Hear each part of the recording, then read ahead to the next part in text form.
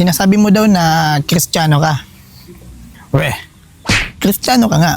Pero alam mo ba kung ano ang ibig sabihin ng Kristiyano o pagiging Kristiyano? At alam mo rin ba kung paano o saan nagsimula ang mga Kristiyano? Tara, pag-usapan natin. Balita ko, wala ka rin daw kakwentuhan kagaya ko. Tayo na lang ang magkwentuhan. Sige, huwag na tayong magpaligay-ligay pa. Kapag sinabing Kristiyano o kung ano ang pagiging Kristiyano, ang ibig sabihin lang yan, ikaw ay kabilang na kay Kristo. Kaisa ni Kristo, kabilang kay Kristo, alagad ni Kristo, tagasunod ni Kristo. Ayun lang yun. Tungkol naman sa pagiging tunay na Kristiyano, mababasa mo yan sa Biblia kung paano ito i-describe. Hahaba tayo pag pinag-usapan natin kasi yan. Pero ang madaling paliwanag dyan ay maging katulad ka ng ating Panginoong Hesukristo, Christ-like kumbaga. Ito ang mga halimbawa ng mga turo niya ng ating Panginoong Hesukristo. Sabi, ibigin mo ang Diyos ng buong puso, buong kaluluwa, at ibigin mo ang kapwa gaya ng pag-ibig mo sa iyong sarili. Yun ang pinakamahalagang utos at takop na yung 10 utos. At inutos rin niya na ibigin mo ang iyong mga kaaway. Diba?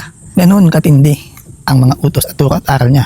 Puro pagmamahalan, pag-ibig, puro sa kabutihan. Tungkol naman sa tanong na kung paano o saan nagsimula ang mga Kristiyano. Tungkol naman sa salitang Kristiyano, unang ginamit yan sa Antioch. Mababasa natin yan sa mga gawa. Doon tinawag ang mga alagad ng ating Panginoong Jesus na mga Kristiyano. Pero mas maganda talaga kung sisimulan natin ito sa pinakasimula. Siyempre, ang simula ay ang Diyos. Nagsimula lahat sa Diyos. Alam mo ba na sinabi mismo ng ating Panginoong Jesus na ako ang Alpha at Omega. Ibig sabihin nun, siya ang una at huli. So, ibig sabihin, sa simula pa lang, naandyan na siya sa paglikha. Tinawag lang siyang Jesus nung siya ay nagkatawang tao. Okay, sige, bilisan na natin. Direct to the point na lang tayo at pag-aralan nyo na lang. Siyempre, nagsimula sa Diyos, nilikha niya ang mga tao. Si Adam at Eve, nagkasala ang mga tao. Punta na tayo sa panahon ni Abraham kasi dyan galing ang ninuno ng ating Panginoong Hesukristo. Okay, kay Abraham, nag-anak siya si Isaac. Anak naman ni Isaac si Jacob. Si Jacob naman, nakipagbuno sa Diyos. At doon, tinawag siya ng Diyos na Israel. Si Jacob ay nagkaanak ng 12. Tinawag itong 12 tribes of Israel.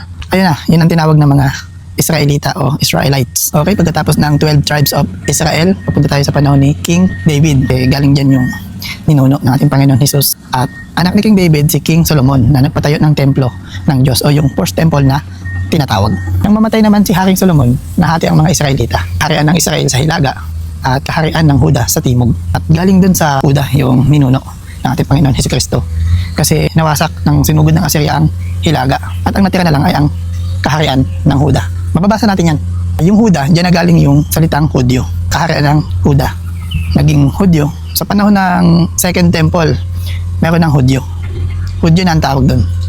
Ang mga Hudyo o Judaism noon ay merong pagkakaiba-iba na sa mga turo o pinaniniwalaan. Ito yung mga Saduceo, Pariseo, Eseo at Zilot.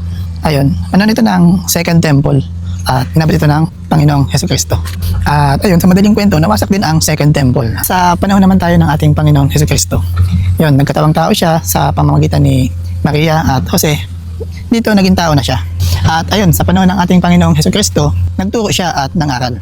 12 years old pa lang siya, nagtuturo na siya. Lumipas ang maraming panahon sa madaling kwento, kumuha siya ng 12 alagad o ito yung 12 na apostol. Namatay siya, nabuhay muli, umakyat sa langit at ang natira ay ang 12 alagad apostol o yung mga apostol. At naituro niya na ang mga lahat na dapat nating malaman. Ang mga apostol na ang sumunod na nagturo. Ayun yung kwento. Yung mga apostol naman, syempre, itinuro nila kung anong itinuro sa kanila ng ating Panginoong Jesus. Nangaral sila at ayun nga, mababasa natin sa Gawa 11 na doon nga sa Antioch unang tinawag ang mga alagad na Kristiyano. Pasensya na kung naguguluhan ka sa kakwentuhan mo ngayon. Ang sasabi ko ay pag-aralan mo ang mga sinabi ko rin at basahin mo sa Biblia kung totoo bang sinasabi ko. Hanggang dyan lang muna tayo ngayon.